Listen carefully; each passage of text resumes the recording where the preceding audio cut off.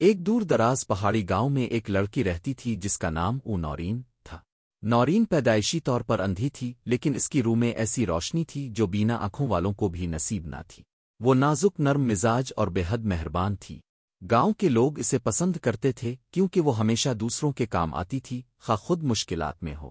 نورین کا باپ ایک کمہار تھا جو مٹی کے برتن بنا کر گزر بسر کرتا تھا۔ نورین دن بھر اپنے باپ کی مدد کرتی اور شام کو اپنے ٹوٹے پھوٹے آنگن میں بیٹھ کر پرندوں کی آوازیں سنتی، پھولوں کو سونگتی اور چاندنی کو محسوس کرتی۔ ایک دن گاؤں میں افواہ پھیل گئی کہ بادشاہ سلامت اپنے بیٹے کے لیے ایک دل کی خوبصورتی رکھنے والی لڑکی تلاش کر رہے ہیں۔ شہزادہ تھا ریحان، جنگ سے لوٹا تھا اور وہ ایسی لڑکی سے شادی کرنا چاہتا تھا جو اس کے مرتبے سے متاثر نہ ہو بلکہ صرف اس کے دل سے پیار کرے۔ شہزادہ ریحان نے اپنے لباس بدل لیے۔ وہ اب ایک عام مسافر کی صورت میں مختلف گاؤں گھومتا رہا تاکہ سچی محبت تلاش کرے۔ آخرکار وہ پہاڑی گاؤں پہنچا۔ اس نے وہاں نورین کی آواز سنی جو بچوں کو پرانی کہانیاں سنا رہی تھی۔ آواز میں ایک عجیب کشش تھی۔ وہ لڑکی دکھائی نہیں دیتی تھی، لیکن شہزادے کے دل کو اس کی باتوں میں چھپی روشنی نے چھو لیا۔ ریحان نے اپنے آپ کو فرحان نامی ایک معمولی مصور بتایا اور نورین سے ملنے کی کوشش کی۔ نورین نے پہلے صرف سر ہلا کر سلام کیا، لیکن چند دنوں میں دونوں کے درمیان گفتگو ہونے لگی۔ نورین کو اس کی باتوں سے سکون ملتا اور ریحان کو نورین کی سچائی، ہمدردی اور بے نیازی سے پیار ہونے لگا۔ ریحان نے ایک دن پوچھا، نورین اگر تمہیں بینائی مل جائے تو تم سب سے پہلے کیا دیکھنا چاہو گی؟ نورین نے مسکرا کر کہا، شاید پھول، لیکن اگر کسی نے دل سے میرا ساتھ دیا ہو تو اس کا چہرہ۔ یہ جواب ریحان کے دل پر نقش ہو گیا۔ دوسری طرف محل میں شہزادے کی واپسی کی خبر پھیل چکی تھی۔ بادشاہ نے اعلان کیا کہ شہزادہ جلد شادی کرے گا۔ آس پاس کی کئی ریاستوں کی شہزادیاں محل پہنچیں، ہر ایک خوبصورتی لباس اور زیورات میں دوسری سے بڑھ کر۔ لیکن ریحان کا دل تو کسی اور کے پاس جا چکا تھا۔ ریحان واپس محل آیا لیکن کچھ دنوں تک خاموش رہا۔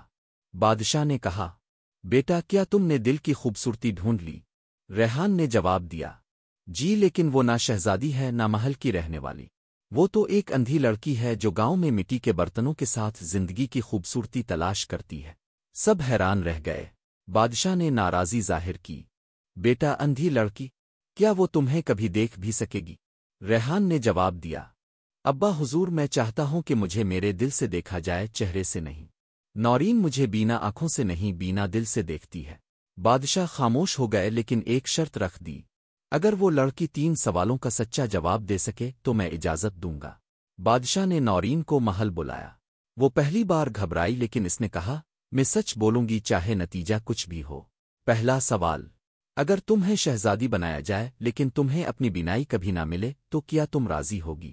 نورین، اگر میرا دل سلامت ہے تو میں اندھی ہونے پر بھی شکر گزار ہوں۔ بینائی آنکھوں کی نہیں، احساس کی ہونی چاہیے۔